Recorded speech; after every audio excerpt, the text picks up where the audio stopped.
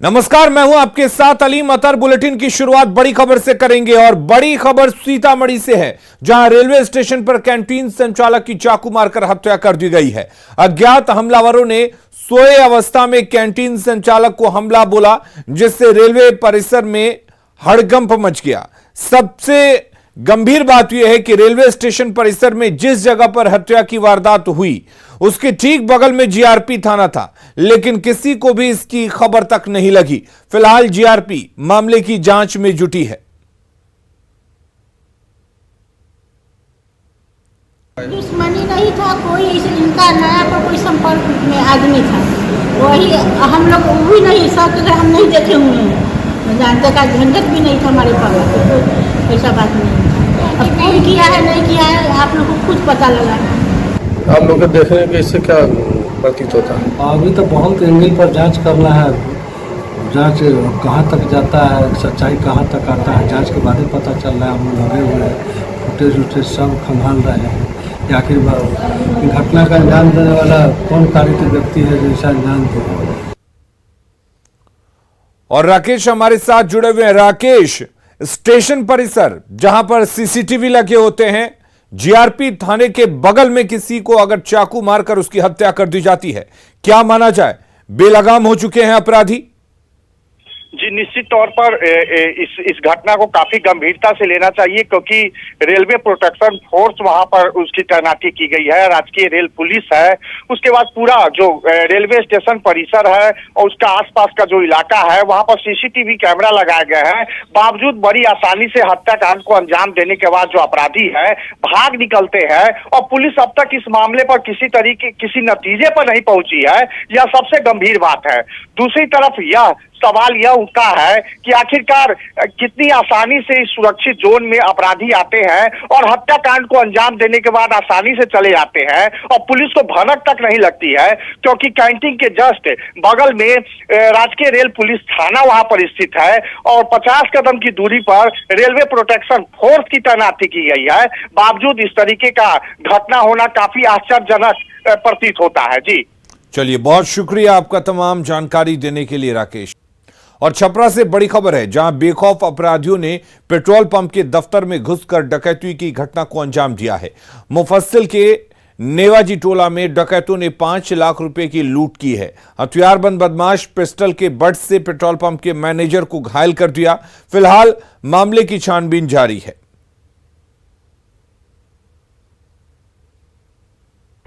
Phone कर गल कि भैया दूगो आदमी आके पीछे से पिस्टल भिड़ा के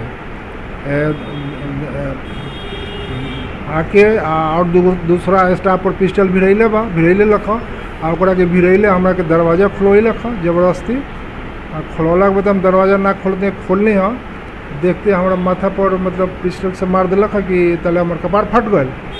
हाँ, घर में अंदर में घुस के काउंटर केने बा, कैश केने बा सब कैलक, पैसा लेके चल गए, हमारा माथा पर मार दिला, कपार फाट गए। और संतोष हमारे साथ जुड़े हुए हैं। संतोष, छपरा की पुलिस क्या कर रही है? ना तो अवैध शराब पर लगाम कसा जा रहा है और ना ही डकैती पर रोक लगाई जा सकती है। जी बिल्कुल, कहीं ना कहीं विधि व्यवस्था को लेकर सवाल खड़े होने लाजमी है। जिस तरह से पेट्रोल पंप को लूटा गया है, ये सीधे स्टेट हाईवे पर स्थित पेट्रोल पंप है नेवाजी टोला, जो कि काफी चहल पहल का इलाका होता है दिन में, लेकिन रात में वहां पे थोड़ी सुनसान वाली स्थिति हो जाती है। इसी बीच 2 की संख्या में अपराधी बाइक से आते हैं और आकर के वहां पे पीछे के दरवाजे से किसी तरह घुस जाते हैं अंदर और हथियार के बल पर लूट की घटना को अंजाम देते हैं। दीनदयाल जो उस पेट्रोल पंप के मैनेजर है, उन्हें मारा जाता है। उनका सिर में गंभीर चोटें आई हैं, सदर अस्पताल में उनका इलाज कराया गया है। उन्होंने बताया कि 2 की संख्या में अपराधी थे जो रात में पेट्रोल पंप के ऑफिस में घुस गए किसी तरह और लूटपाट की घटना को अंजाम देने के बाद फरार हो गए। सबसे बड़ी बात है कि सीसीटीवी जो लगे रहते हैं ऐसे जगहों पर, उनकी में कुछ खामियां होती है और यहाँ भी ये देखा जा रहा है कि सीसीटीवी सही से काम नहीं कर रहा। जो तस्वीरें वो काफी धुंधली है, तो अपराधियों की पहचान नहीं हो पा रही है। हालांकि पुलिस जो है मौके पर पहुंच गई है और मामले की छानबीन में जुट गई है। जो पेट्रोल पंप के मालिक अजय राय है, उनसे हमारी बात हुई। उन्होंने कहा है कि 5 लाख रुपया शुरुआती हम लोग को पता चला, लेकिन ये रकम और भी हो सकती है, क्योंकि सोमवार को जो जितना भी बिक्री हुआ था सारा कैश काउंटर में रखा हुआ, जिससे अपराधी लूट करके फरार हो गए हैं। जी चलिए संतोष, बहुत शुक्रिया आपका तमाम जानकारी देने के लिए। और बड़ी खबर पटना के खगौल से, जहां बाइक सवार अपराधियों ने एक डॉक्टर की गोली मारकर हत्या कर दी। बाइक सवार 2 अपराधियों ने डॉक्टर को गोली मारी। दरअसल डॉक्टर साहब अपना क्लिनिक बंद कर घर जा रहे थे, तभी पहले से घात लगाए अपराधियों ने उन्हें गोली मार दी। फिलहाल पुलिस मामले की जांच में जुटी है। वहीं इस घटना के बाद इलाके में हड़कंप मचा हुआ है। गोली कहाँ लगी है? गोली ये साइड से लगी है। 2 गोली मारा, एक गोली निकल गई, एक गोली फंसी हुई है। रहते कहाँ है? ये भुसौला दानापुर, भुसौला से फुलवारी से आगे भुसौला दानापुर है ना, वहीं रहता है। ये सूचना कैसे मिली थी आपको? ये सूचना हमको प्रशासन ने दिया, प्रशासन द्वारा हमें मिली सूचना। और गोपालगंज से अगली बड़ी खबर है, जहां पैसे के विवाद में एक गिट्टी बालू व्यवसायी को ट्रैक्टर से कुचलकर हत्या करने का मामला सामने आया है। घटना थावे थाना क्षेत्र के विदेशी टोला गांव की है। मृतक का नाम राघव प्रसाद है, जो थावे के सेमरा गांव निवासी विद्या प्रसाद के 55 वर्षीय पुत्र बताए जा रहे हैं। घटना के बाद स्थानीय लोगों ने आरोपी चालक को पकड़कर जमकर पिटाई कर दी। वहीं मामले की जानकारी पर पुलिस मौके पर पहुंची और ट्रैक्टर चालक को अपने कब्जे में लेकर इलाज के लिए सदर अस्पताल में भर्ती कराया गया है। फिलहाल ट्रैक्टर चालक की हालत गंभीर है और उसे इलाज के लिए गोरखपुर भेजा गया है। बताया जा रहा है कि बालू व्यवसायी से ट्रैक्टर चालक से बकाया पैसे मांगने थे, लेकिन दोनों के बीच गाली गलौज शुरू हो गया और बात इतनी बिगड़ गई कि ट्रैक्टर चालक ने दुकानदार को कुचलकर मार दिया। फिलहाल मामले की छानबीन जारी है। बिट्टू यादव और जो है मुलायम यादव हमारे दुकान पे सीमेंट लेने के लिए आए और आने के दौरान जो है पैसा को लेकर बकझक हुआ और उन्होंने जो है गाली गलौज देते हुए कि गाड़ी के ट्रैक्टर के आगे फेंक दिए, जिससे कि उनको ड्राइवर को बोले लो कि जो है ड्राइवर चढ़ा दो गाड़ी, मारा और जो है पापा के इलाज के दौरान डेथ हो गया। पटना के अमनाबाद में बालू के अवैध खनन को लेकर 2 गुट आपस में भिड़ गए और इस वर्चस्व की लड़ाई ने काफी बड़ा रूप ले लिया। पहले गोलीबारी हुई, फिर बात इतनी बढ़ गई कि 15 जेसीबी गाड़ियों को आग के हवाले कर दिया गया। 2 गुट आपस पहले गोलीबारी। पटना के अमनाबाद में बालू के अवैध खनन को लेकर 2 गुट आपस में भिड़ गए और इस वर्चस्व की लड़ाई ने काफी बड़ा रूप ले लिया। पहले गोलीबारी हुई, फिर बात इतनी बढ़ गई कि 15 जेसीबी गाड़ियों को आग के हवाले कर दिया गया। आप सोन नदी के बीच जल रही जेसीबी की इन तस्वीरों को देखिए। गाड़ियों से आग का धुआं उठ रहा है और धू धू कर गाड़ियां जल रही हैं। सबसे हैरत की बात यह है कि गाड़ियों को आग के हवाले करने से पहले बदमाशों ने कई राउंड फायरिंग भी की, लेकिन पुलिस के कानों में जूं तक नहीं रेंगी है। पुलिस तक सूचना अगर पहुंचती भी है तो बॉर्डर का इलाका होने की वजह से मामले को एक दूसरे का इलाका बताकर टाल दिया जाता है और बालू माफिया खुलेआम अवैध खनन करते हैं। क्षेत्र के इस इलाके में सबसे ज्यादा अवैध बालू खनन होता है। इसको लेकर बालू माफियाओं में अक्सर वर्चस्व की लड़ाई चलती रहती है। 15 जेसीबी गाड़ियों को आग के हवाले कर देने का ये मामला इस बार भी पुलिस तक पहुंच गया है। खनन पदाधिकारी समेत जिला पुलिस टीम मौके पर पहुंची और आगे की कार्रवाई में जुट गई। और इसी से जुड़ी बड़ी खबर आपको बता दें, दानापुर से ये बड़ी खबर है, जहां पर एएसपी ने जेसीबी में आग लगाए जाने के मामले में छापेमारी की है। 2 गुटों में गोलीबारी की जांच की जा रही है। अवैध खनन में ये झड़प हुई थी। 15 जेसीबी आग के हवाले कर दी गई थी। वर्चस्व की जंग में जेसीबी को फूंका गया था। तो 2 गुटों में गोलीबारी और जेसीबी में आग लगाने की घटना को लेकर एएसपी ने जांच शुरू कर दी है। आपको बता दें कि बालू माफियाओं के बीच आपसी वर्चस्व को दिखाने के लिए इस घटना को अंजाम दिया गया था और वर्चस्व की जंग में ही जेसीबी को फूंका गया था। बढ़ेंगे आगे। झारखंड में ईडी ने बड़ी कार्रवाई की है। पटना के बिल्डर पर शिकंजा कसा है। रांची स्थित संपत्ति को कुर्क किया गया है। पाटलिपुत्रा बिल्डर्स लिमिटेड की संपत्ति को कुर्क किया गया है। अनिल सिंह की करोड़ों की संपत्ति को कुर्क किया गया है। आय से अधिक संपत्ति अर्जित करने का आरोप अनिल सिंह पर है।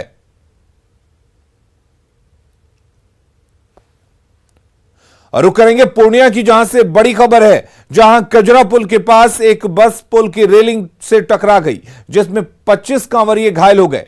घायल लोगों में 8 लोगों की हालत गंभीर बताई जा रही है। बताया जा रहा है कि सभी कांवरिया देवघर से पूजा कर किशनगंज के छतरगाछ जा रहे थे, तभी कजरा पुल के पास ड्राइवर को झपकी आ गई और बस पुल की रेलिंग से टकरा गई। सभी घायलों को इलाज के लिए अस्पताल में भर्ती कराया गया है।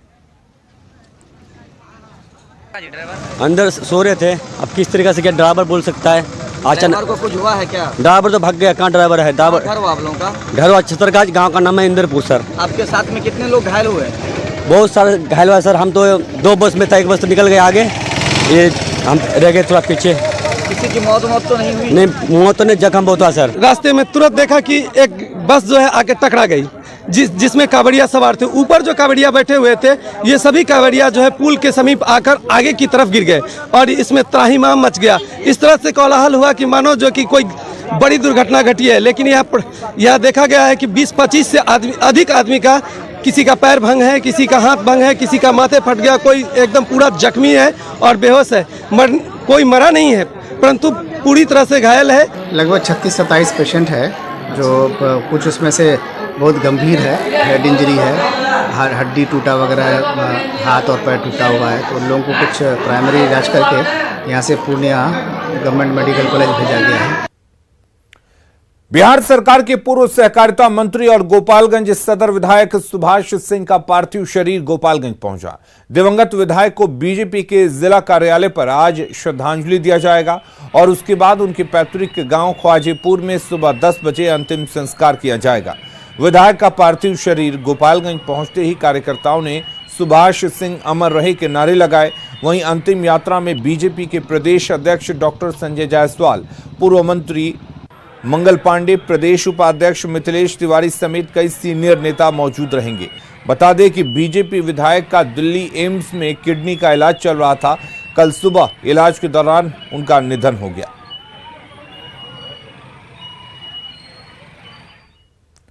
रुक करेंगे इस वक्त एक बड़ी खबर की। सुप्रीम कोर्ट में आज बड़ी सुनवाई होनी है। सीएम हेमंत सोरेन पर बड़ी सुनवाई होनी है। सीएम से जुड़ा है लीज आवंटन का मामला। बसंत सोरेन से भी जुड़े मामले में सुनवाई होगी। शेल कंपनियों में निवेश से जुड़ा ये पूरा मामला है। दोनों पीआईएल पर कोर्ट ने दस्तावेज मांगे थे। ईडी से भी सुप्रीम कोर्ट ने कागजात मांगे थे।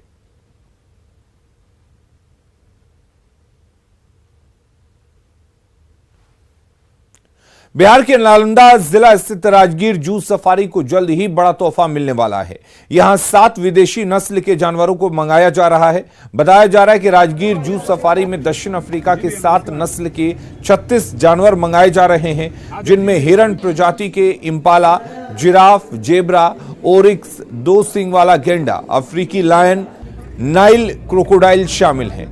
दक्षिण अफ्रीका सरकार जानवरों को लाने के लिए अनुमति दे दी है। जैसे ही जू अथॉरिटी ऑफ इंडिया से प्रक्रिया पूरी हो जाएगी, सभी जानवर राजगीर सफारी लाए जाएंगे। अभी हम पहुंचे हैं नालंदा जिले के अंतर्राष्ट्रीय पर्यटन स्थल राजगीर में, जहां आप देख सकते हैं यह राजगीर वन प्राणी सफारी है और यहां बहुत जल्द ही बड़ी तोहफा मिलने जा रही है, क्योंकि यहां पर जो है दक्षिण अफ्रीका से कुल 7 नस्ल के 36 जानवर मंगाए जा रहे हैं, जिसमें अफ्रीकी लायन, गैंडा, जेब्रा, जिराफ, नील क्रोकोडाइल, ऑरिक्स, ये सभी जो नस्ल के जानवर हैं वो कुल 36 जानवर यहाँ मंगाए जा रहे हैं और इसके लिए अफ्रीकी सरकार के द्वारा अनुमति प्रदान कर दी गई है। अब जो है जू सफारी के यहाँ लाने का जो प्रक्रिया है यहाँ सरकार के द्वारा की जा रही है और बहुत जल्द ही यहाँ पर ये सब जानवर जो है पर्यटकों को देखने को मिलेगा, क्योंकि सब बिहार सरकार जो मुख्यमंत्री नीतीश कुमार हैं, खास करके यहाँ जो वन प्राणी जो क्षेत्र में जो विदेशी जानवर है यहाँ लाने के लिए काफ़ी प्रयासरत है और यहाँ कोशिश में लगे हुए हैं कि जो अंतर्राष्ट्रीय पर्यटन स्थल है इसे और बेहतर तरीके से विकसित किया जाए। इसी को देखते हुए जो है यहाँ पर जो विदेशों से जानवर मंगाने का काम किया जा रहा है और बहुत जल्द ही जो अंतर्राष्ट्रीय पर्यटन स्थल राजगीर में पर्यटकों के लिए खुशखबरी का दिन होगा और उन्होंने विदेशी जो जानवर है उसे देखने का मौका भी मिलेगा। नालंदा से न्यूज़ 18 के लिए अभिषेक कुमार। जमशेदपुर पुलिस ने एटीएम कार्ड बदलकर अवैध निकासी करने वाले गिरोह के 2 शातिर अपराधियों को गिरफ्तार किया है। इनमें बिहार के गया निवासी सुधाकर कुमार और पवन कुमार शामिल हैं। इन दोनों को देवघर से पकड़ा गया। इनके पास से 70 एटीएम कार्ड, ठगी के पैसे से खरीदारी की गई कार, फोन और 9500 रुपए कैश बरामद किए गए हैं। ये गैंग कई शहरों में ठगी की वारदात को अंजाम दे चुका है। के अलावा जो पैसा निकाला गया था लगभग 2.5 से 3 लाख के आसपास तीनों घटनाओं में निकाला गया था। उससे खर्च किया हुआ बहुत सारा सामान है जो डेली उपयोग किए, जैसे जूता है, टी शर्ट है। कुल 9,500 रुपये बरामद हुए हैं और एक नई गाड़ी भी इन लोगों के द्वारा खरीदा गया था। इस तरीके की धोखाधड़ी करके जो पैसा अर्जित किया गया है, उसी पैसे से एक 4 व्हीलर गाड़ी खरीदी गई थी, उसको भी हम लोगों ने सीज किया है। पाकुड़ में हिरणपुर पुलिस ने चोरी करने के बहाने आए एक अपराधी को पाकुड़ रेलवे स्टेशन से पकड़ लिया। यह अपराधी चोरी के बहाने राजेश भगत के घर पहुंचा था। वहीं दूसरी वारदात में नकली पिस्टल और चाकू के साथ 2 और अपराधियों को पाकुड़ रेलवे स्टेशन से पकड़ा गया। दोनों की निशानदेही पर उनके 2 और साथी पकड़े गए। इन अपराधियों के मोबाइल चैट से पुलिस को कई अहम जानकारियां भी मिली हैं। केस का सहयोगी है जिसे भी हम लोगों ने गिरफ्तार किया है, उसके मोबाइल में भी जब हमने जब्त किया तो मोबाइल के व्हाट्सएप में एक आईडी, एक्चुअली 2 आईडी मिला उस पर, एक आकाश के नाम से, एक विनोद के नाम से। हम लोग के द्वारा चैट हिस्ट्री जब खंगाला गया तो उसमें देखा गया कि बहुत सारा हथियार का फोटो वगैरह हमने शेयर किया एक दूसरे से, और इस तरह से मालूम पड़ रहा है कि ये हथियार का तस्करी भी शामिल हो सकते हैं। धनबाद के नया डांगा थापर नगर रोड पर अचानक भूधसान से हड़कंप मच गया। इस सड़क से कई राहगीर गुजर रहे थे, तभी जोरदार आवाज के साथ 150 फीट सड़क धंस गई। आसपास के इलाकों में दरार दिखने लगी, जिससे पूरे निरसा में दहशत है। भूधसान स्थल के पास से ही रेलवे लाइन गुजरी है। ऐसे में रेल लाइन पर भी बड़ा खतरा मंडरा रहा है। इसी इलाके में BCCL और ECL जैसी कंपनियों ने बड़े पैमाने पर कोयले का खनन तो कर लिया, पर वहां फ्लाई ऐश भरकर खानापूर्ति कर दी, जिसका नतीजा है ये भूधसान। अच्छा, कुछ ही दूर पर यहाँ रेलवे लाइन भी है। हाँ, वो कुछ दिन पता रेल लाइन भी धंस गया था, तो जो MPL का 9 गया था ना, वो भी तो नीचे चले गया था। फिर उसको वायरेट किया है, फिर चालू किया रेल। धनबाद में ग्रामीणों ने अवैध कोयला लदा ट्रक पकड़कर पुलिस के हवाले कर दिया। कुछ ग्रामीण देर रात घर लौट रहे थे, तभी पुटकी के जंगल में ट्रक पर कोयला लोड करते कुछ युवकों पर नजर पड़ गई। पूछताछ के दौरान तनातनी शुरू हो गई। इसी दौरान धनबाद पुलिस और CISF के जवान पहुंच गए। घटनास्थल से 70 टन अवैध कोयला, ट्रक और तस्कर को पकड़ा गया।